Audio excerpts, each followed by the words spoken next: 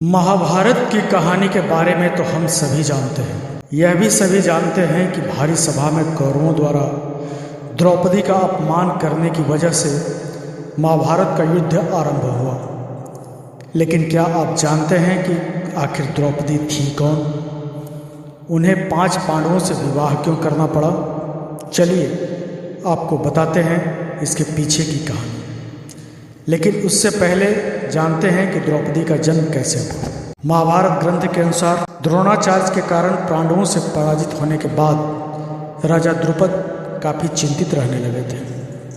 तभी वो द्रोणाचार्य को मारने वाले पुत्र की चाह में कलमासी नाम के नगर में पहुँचे।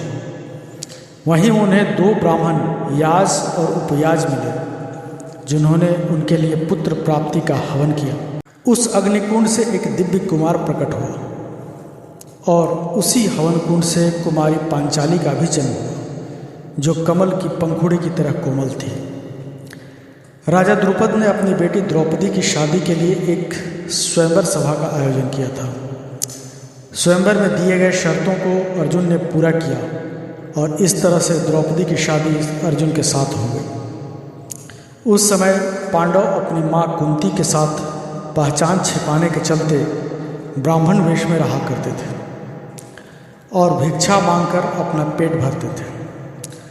पांडवों को दिन भर भिक्षा में जो भी मिलता था उसे वे अपनी माँ कुंती के सामने लाकर रख देते थे, जिसे कुंती सभी में बराबर बराबर बांट देती थी। उस दिन अर्जुन द्रौपदी को लेकर घर आए तो उन्होंने दरवाजे से ही अपनी माँ से कहा कि देखो माँ, आज हम लोग आपके लिए क्या लाए हैं। किसी काम में व्यस्त होने के कारण कुंती ने बिना देखे ही कह दिया कि जो भी लाए हो उसे 5 भाई आपस में बांट लो।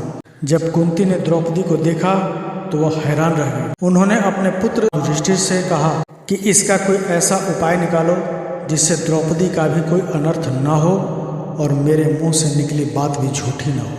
हालांकि इसका हल युधिष्ठिर भी नहीं निकाल सके। दरअसल पूर्व जन्म में द्रौपदी एक ऋषि की गुणवान कन्या थी, लेकिन कर्मों के कारण किसी ने उसे पत्नी रूप में स्वीकार नहीं किया।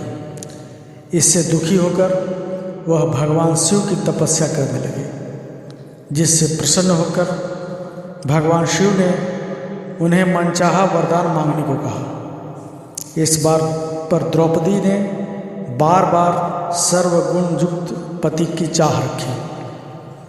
तभी भगवान शंकर ने कहा कि तूने मनचाहा पति पाने के लिए मुझसे 5 बार प्रार्थना की है, इसलिए तुझे दूसरे जन्म में 5 पति मिलेंगे। महाभारत के अनुसार द्रौपदी सुंदर होने के साथ बहुत बुद्धिमान स्त्री थी। जब भी पांडव कमजोर पड़े या उन्हें कोई निर्णय लेने में संकोच हुआ, तब द्रौपदी ने हमेशा एक पत्नी का कर्तव्य निभाया। वो ये बखूबी जानती थी कि उसे कब, कितना और कहाँ बोलना है। साथ ही वह अपने पतियों का आदर सम्मान भी बखूबी करना जानती थी। इसलिए वह 5 पांडवों की प्रिय थी।